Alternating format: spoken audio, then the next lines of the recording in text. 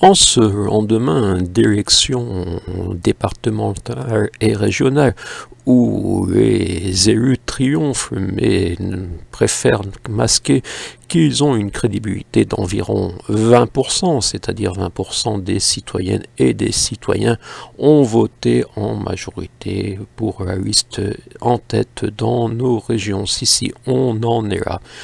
Je vais vous faire la lecture du point 27, le coup d'État permanent et partout, de mon essai de tentative de candidature à la présidentielle du véritable premier tour, celui de recherche des 500 signatures, les citoyens n'étant appelés qu'à départager les candidats retenus par les grands électeurs.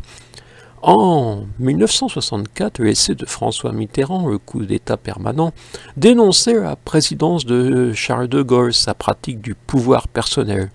Il lui vilipendait notre Constitution. Plus tard, il la décrétera dangereuse avant et après lui, car naturellement, l'homme des écoutes téléphoniques représentait l'impartialité personnifiée.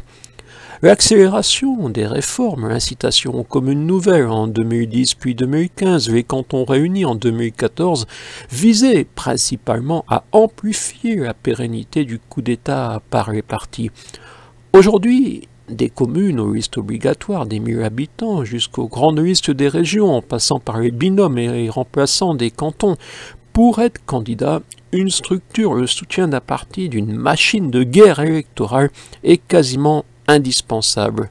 Malheureusement, les prétendus héritiers de l'homme à la rose ont sur ce point également rejoint le pragmatisme tellement pratique.